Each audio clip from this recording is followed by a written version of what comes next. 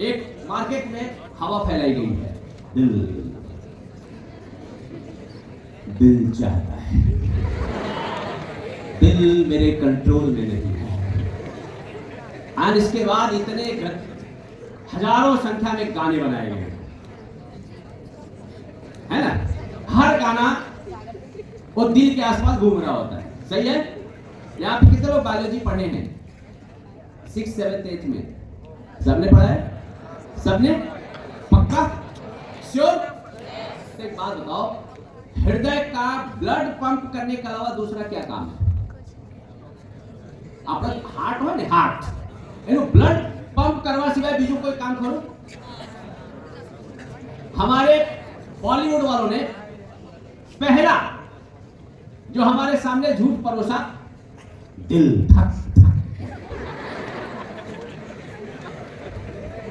हमको लगा कि सातु के कहीं तो था, कुछ कुछ तो होता है। फिर उन्होंने अगला दिल में तीर मारा। न अर्जुन ने कभी तीर मारा, न राम ने कभी तीर मारा, पर बॉलीवुड वालों ने तीर मारा। तो यू शेप और उसके सामने तीर। हमारी पीढ़ी तीर तक थी, दिल दूर था, तीर दूर तक। उसके बाद एक कदम और आगे बढ़े, तीर दिल के अंदर। फिर कुछ और निकले, दिल के 2 टुकड़े। अब तो कई टुकड़े वाले भी दिल दिखाई देते हैं। एक बात बताओ, दिल में एक छोटा सा इतना भी छेद हो जाए ना, इतना भी, तो कई लाख रुपए लगते हैं छेद को भरवाने में। हमारे बॉलीवुड वाले तो ना, हम तो दिल में तोड़ेंगे। दिल का इमोशन से एक चवन्नी कोई लेना देना, एक चवन्नी लेना देना। और ये बात इतनी घुस गई है, हर शहर, हर कंपनी, हर मोहल्ले, हर I love Nandeshwari, I love Dashrath, I love Chhani, कुछ नहीं लगे हुए। एक बात बताओ, ये लाल कलर का पीपल का पत्ता ये कब हमारे हृदय का सिंबल हो गया पता ही नहीं चला। आपके पास 2 ऑप्शन हैं, जो भगवान ने सही अर्थ में दिया है उसका उपयोग करो, या तो जो बॉलीवुड वालों ने चिपकाया है उसका उपयोग करो। सारे का सारा रिलेशन, इमोशन खोपड़ी के दाहिने वाले हिस्से से होता है। खोपड़ी 2 हिस्से में बटा हुआ है, दाहिना हिस्सा और बायां, जमड़ो ने डाबो, right and left. Left side of the brain, cerebrum, it's completely logical, and right side of the cerebrum, it's completely emotional, creative. मैं थोड़ी भाषा में बोलिश बच्चे चिंता ना करता, मुझे मालूम है गुजराती मीडियम वाले बच्चे यहाँ बैठे हैं। The point is, हमारी खोपड़ी 2 हिस्से में बटी हुई, जमड़ो ने जमड़ो એટલે જે હાથ આપણે જમીએ એટલે રાઈટ, ऐसे ही मैंने याद किया था। राइट साइड वाला जो ब्रेन है, जमना साइड वाला जो ब्रेन है 5% है, और 95% डाबा साइड मतलब लेफ्ट साइड वाला ब्रेन है। ये जो 5% वाला जो ब्रेन है, यही एक्चुअली हमको जीवन पर्यंत जीना सिखाता है। आपको जब यहां पर प्रेयर कराया गया तो मां सरस्वती की आराधना की गई, मां सरस्वती के सफेद स्वरूप का वर्णन किया गया, सही है। तो जब आप वर्णन को इमेजिन कर रहे थे तो आपका कौन सा खोपड़ी एक्टिव हो रहा था? Right side of the brain. कौन सा? जब भी आप कोई कल्पना करते हो तो right side of the brain active होता है। हमारा पूरे जीवन का एक ही युद्ध है, दाहिने साइड के ब्रेन को एक्टिवेट करना। जिसका right side of the brain सबसे ज्यादा एक्टिव, वो उतना स्मार्ट, तेज और ब्रिलियंट विद्यार्थी। सुबह से लेके शाम तक, शाम से लेके सुबह तक तुझे एक्टिव करूं, अनो क्या है? Right side of the brain. क्या फाइट है? Right side of the brain. इस ब्रेन में जो चीज डालोगे वही आपके जीवन के साथ होगा। अब रोज सोचो मेरी शादी कब होगी, तो ये अलग अलग रास्ता बताएगा कि થઈ શકે, આજે भी થઈ जाए, 2 वर्ष પછી भी થાય। इस खोपड़ी को जो कमांड दोगे right side of the brain को, वही वो करवाएगा आपसे, और वही आपके आसपास में माहौल। उसको आप बोलो कि दिवस में 5 रुपया क्यों नहीं कमाओ, तो वो आपको 5 रुपए कमाने का रास्ता बताएगा। कौन? Right side of the brain. उसको बोलोगे 5 करोड़ रुपए महीने का मैं कैसे कमाऊं, तो वो आपको 5 करोड़ रुपए कमाने का रास्ता बताएगा, क्योंकि बड़ा शातिर है। कौन सा? दाहिना side of the brain. Brain का जो राइट साइड वाला जो पार्ट है वो बहुत ही शातिर है। वो आपको मुकेश अंबानी भी बना सकता है और वो गली का मुक्का भी बना सकता है। मुक्का और मुकेश अंबानी दोनों के बीच में एक ही बीच में है, वो है right side of the brain. आप सुबह से लेकर शाम तक, शाम से लेकर सुबह तक क्या कल्पना करते हो, क्या सोचते हो, किस तरह का डेटा उसमें डालते हो, किस तरह की चीजें पढ़ते हो, किस तरह के वीडियोस देखते हो, किस तरह की बातें करते हो, किस तरह के मित्रों के साथ अपना समय खर्च करते हो, वो सारी चीजें दाहिने साइड ऑफ द ब्रेन में जाती हैं और वैसा ही व्यक्तित्व बन जाता है। घड़ी वक्त लोगों कहते हैं मेरे साथ हमेशा गलत ही क्यों होता है? अल्लाह चाचा गलत नहीं होता, तुमने अपने राइट साइड ऑफ ब्रेन में गलत डाला हुआ है, तो जो तुम डाल रहे हो वही तुमको, कोई आपके साथ कुछ गलत कर रहा नहीं है। आप जो कल्पना करोगे वही आपके साथ होगा। तो इसीलिए मैंने दिमाग और दिल के बीच में क्या लगाया है? स्टॉप। તમારે પેલું નથી વાપરવું, પેલું વાપરવાનું છે। શું વાપરવાનું છે? રાઈટ સાઈડ ઓફ ધ, ये दिल वाला लफड़ा। जय श्री राम। ऊपर मैंने एक लाइन लिखी है, nothing in this world is free, not even freedom. दुनिया में कोई भी चीज फ्री नहीं है। दुनिया में कोई भी चीज फ्री, हर चीज की अपनी एक कॉस्ट पे करनी है और जो आदमी को, अगर आपको कोई फ्री में कोई भी चीज दे रहा है तो समझ जाओ इस समय फ्री है, पर हमेशा फ्री, इसकी कीमत तो देनी ही पड़ेगी। स्वरूप अलग अलग होता है। એટલે તમને કોઈ भी વસ્તુ મફતમાં મળે તો તમને ત્યારે એવું લાગી શકે કે મફતમાં મળી, મારું ભાગ્ય બહુ સારું છે, હું બહુ સારો દેખાઉં છું ને એટલે બધા મને બહુ લાગણી છે લોકો મારા માટે। એ ગુજરાતમાં કહેવત છે બહુ પહેલું છે મારા માટે। और एक तो सर कुछ ऐसे शब्द है ना गुजराती में, वो मीनिंग वो पेलू छे, ओल्लू छे, ए पेलू ओल्लू ए आ कई होती नहीं। बड़ी वस्तुओं की आपने कीमत पे करवानी पड़े, करवी पड़े। आपको उस समय फ्री का दिख रहा होगा, पर कभी न कभी इसकी कीमत देनी होगी। इसका अर्थ यह हुआ कि कोई भी मुफ्त की चीज लेने की, तो आपको मुझे आज प्रॉमिस देना है। अनप्रॉमिस ये है कि कभी भी किसी भी व्यक्ति के साथ बाइक पे भी बैठो तो बोलो बाइक तेरी है, पेट्रोल मेरा।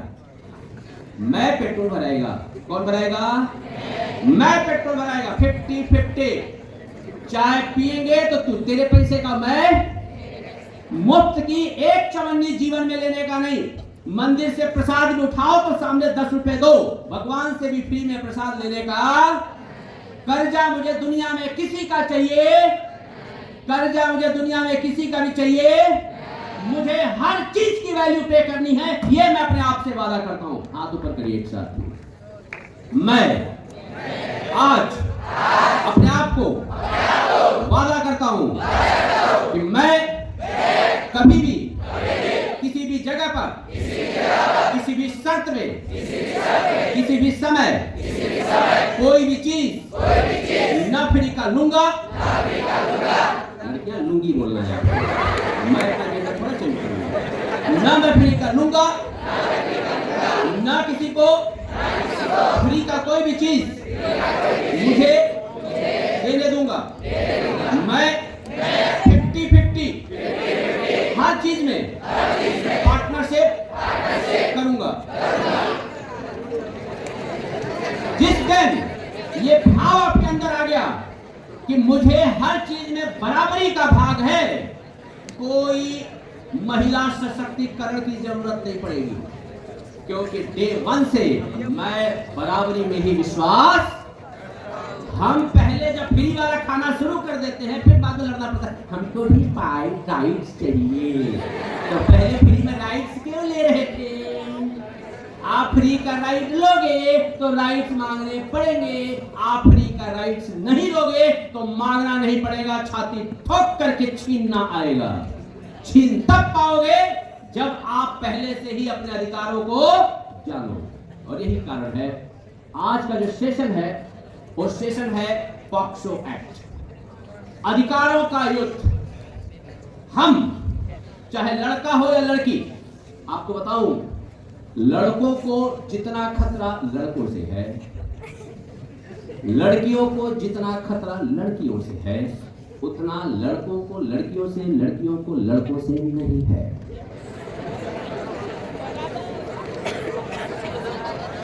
जितनी मैडम बैठी है, मैं सही बोल रहा हूं कि गलत बोल रहा हूं? इसीलिए जब ये एक्ट बनाया गया तो दोनों के लिए बनाया गया है, भाइयों और बहनों। मारा साथ ये सबके लिए बनाया गया है, लड़का हो या लड़की, किसी के साथ भी किसी भी तरह का कोई भी चीज गलत ना हो, इसके लिए सरकार ने कानून बनाया।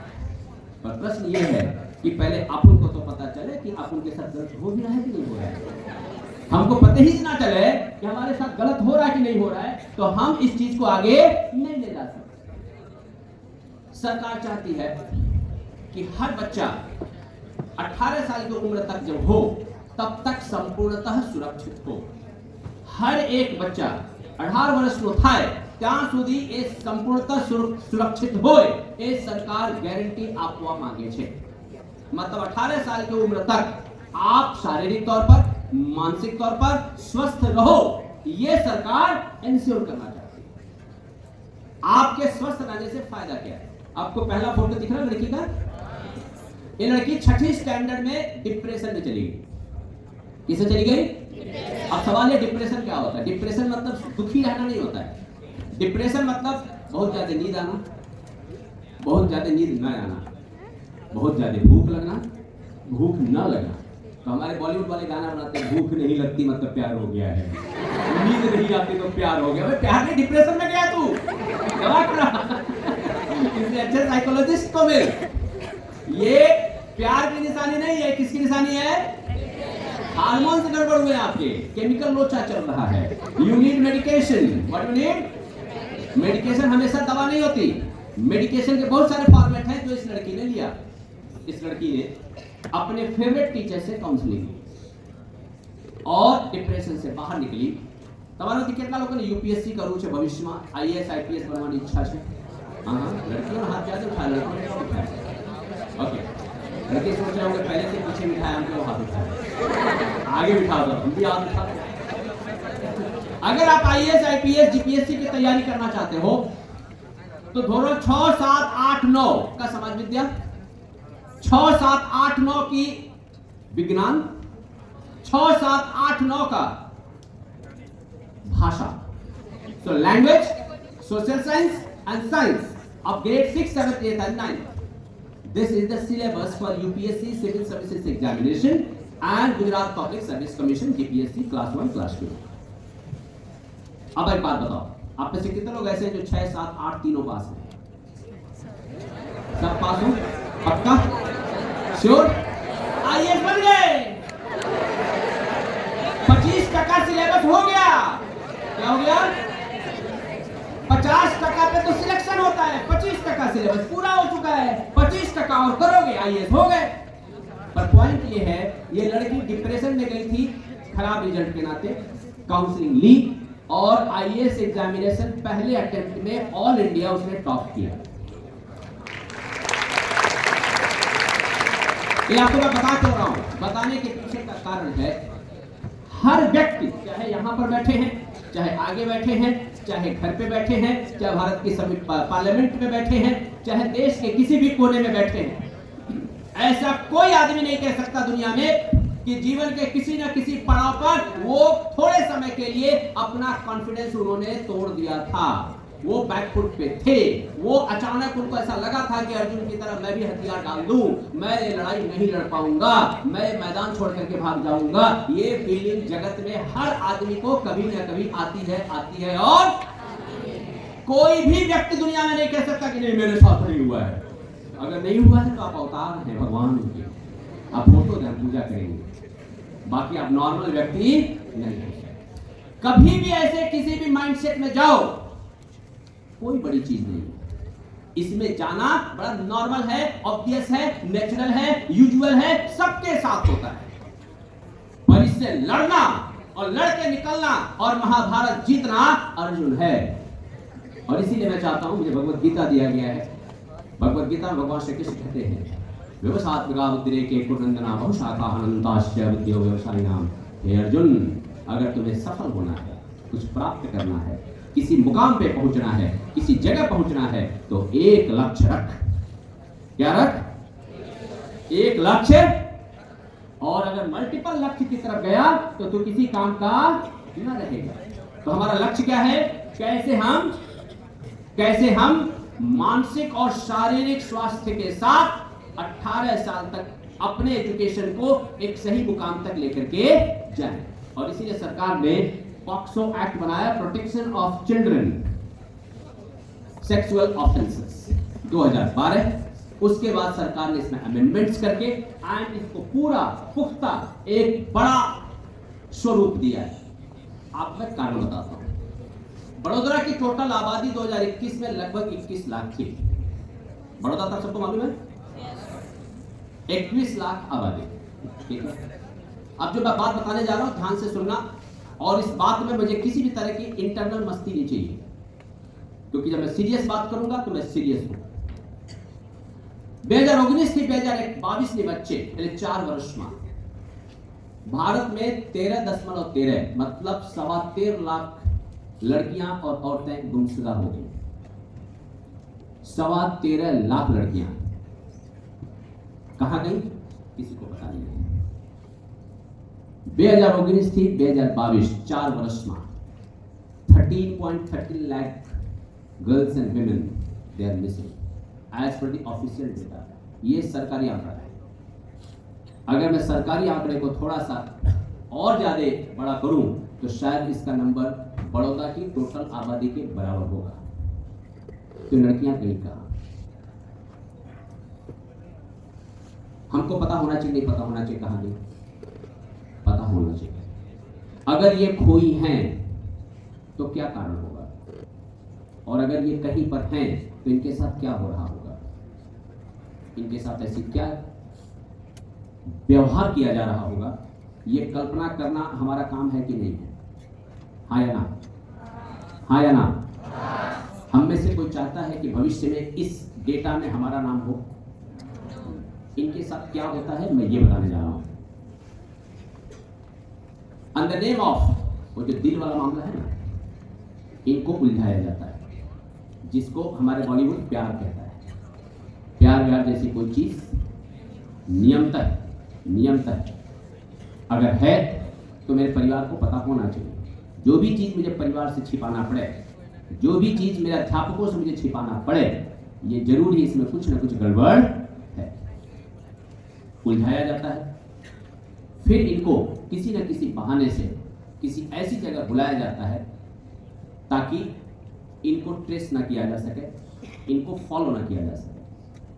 किसी भी तरह से या तो कॉफी या तो फूल या परफ्यूम या समोसा या चाय या कोल्ड ड्रिंक, किसी न किसी माध्यम से इनको बेहोश किया जाता है। जो आदमी इनसे प्यार का झांसा करता है वो इनको फिर कभी नहीं दिखता है। जो इनको चाय या कोल्ड ड्रिंक पिलाने को मिलता है वो फिर वापस इनको नहीं दिखता। और ये जहां पाई जाती हैं उस जगह पे जब तक इनको समझ में आए तब तक बहुत लेट हो चुका होता है। भारत की ऐसी सैकड़ों हजारों लड़कियों को, लड़कों को भी इसी माध्यम से किडनैप करके झांसे में लाके पहले उनको शारीरिक व्यापार में, उसके बाद जब उसकी शरीर किसी काम के लायक न रहे तो उसके शरीर के अंग अंग को मेडिकल के हिसाब से बेच दिया जाता है। एक लड़की जो इस झांसे में किडनैप होती है वो कम से कम 4 करोड़ के आसपास बिजनेस रोटेशन में कंट्रीब्यूट करके मरती है। उसकी किडनी, हार्ट, हड्डियां, हर चीज मार्केट में बिकाऊ है।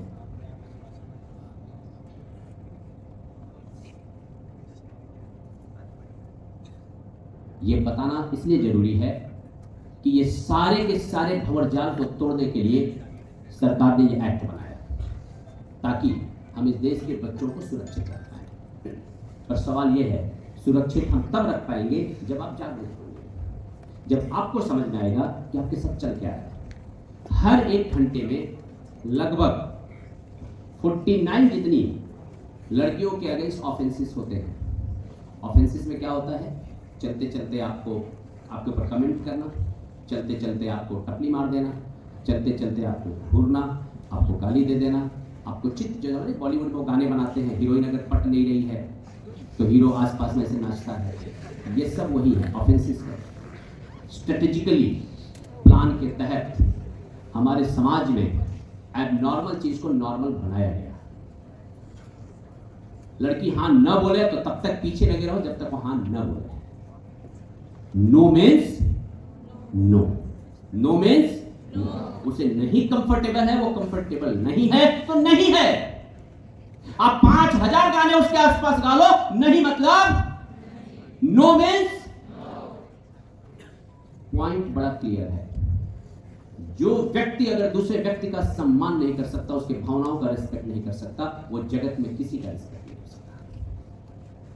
मैं दोनों हाथ जोड़ करके इस देश की लड़के लड़कियों दोनों से निवेदन करना चाहता हूं कि सबसे पहले हर व्यक्ति का हम सम्मान करना सीखें। आदि गुरु शंकराचार्य कहते हैं, अहम ब्रह्मास्मि तत्त्वमसि। जो ब्रह्म मेरे अंदर है वही ब्रह्म तुम्हारे अंदर है। जो ब्रह्म मेरे अंदर है वही ब्रह्म हर एक जीव के अंदर है।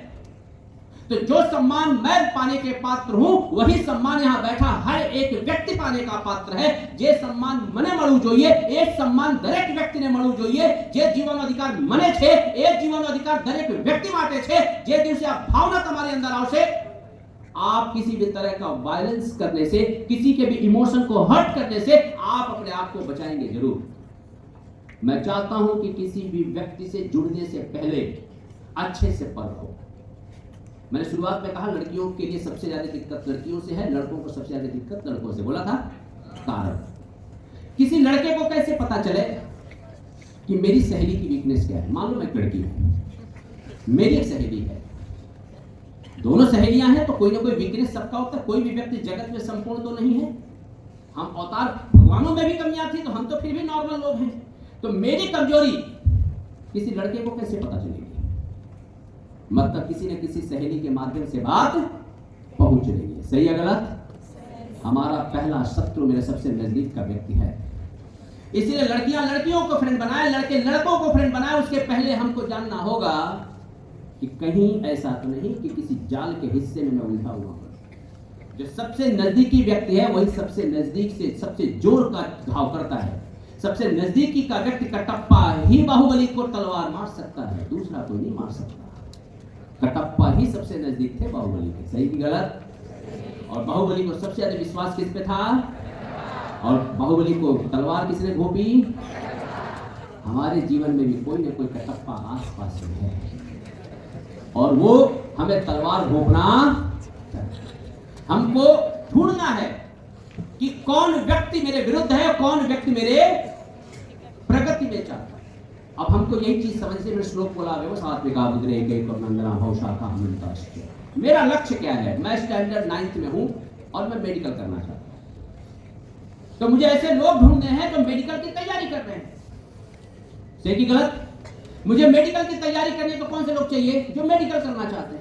मुझे फुटबॉल प्लेयर बनना है तो मुझे कैसे दोस्त चाहिए? जो फुटबॉल खेलना चाहते हैं। क्या मैं क्रिकेटर के साथ रहकर फुटबॉल प्लेयर बन पाऊंगा?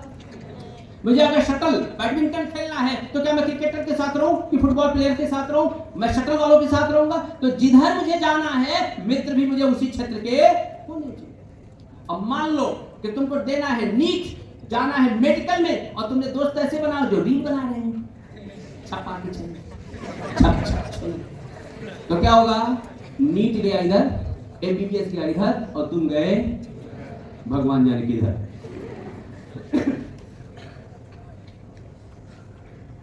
मैंने यहां पे एक एग्जांपल रखा है।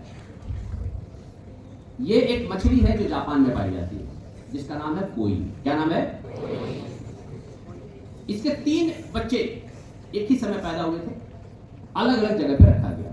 एक को छोटे से वासण में, बर्तन में, एक को तालाब में और एक को बड़े से लेक में। एक पर्टिकुलर समय के बाद देखा गया जो बर्तन में मछली थी उसकी हाइट थोड़ी बड़ी, जो तालाब में थी उसकी उससे ज्यादा बड़ी हुई, और जो लेक में थी वो बहुत बड़ी हुई।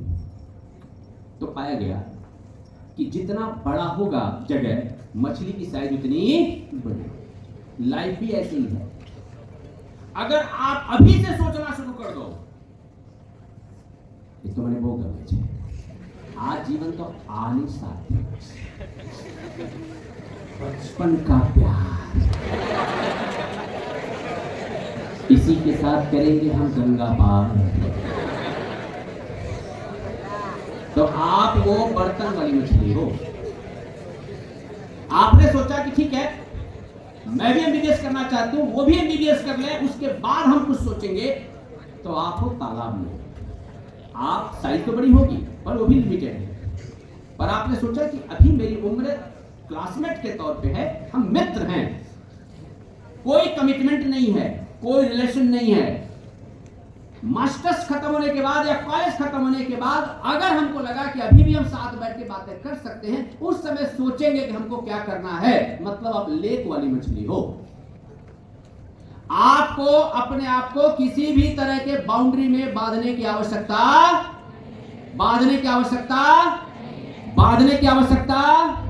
हमको अपने आप को एक फ्री बर्ड के, तो हम आए अकेले थे, जीवन अकेले जीना है, मरना अकेला है, तो आखिर हम अपने आप को बांध क्यों देते हैं कि ना मारे तो एंड ना जाए। जहां से साझे में हम फोन पर बात ना कर लोगे, मैं तो ऊँघ नहीं आती। मेरे बाबू ने ताना ताया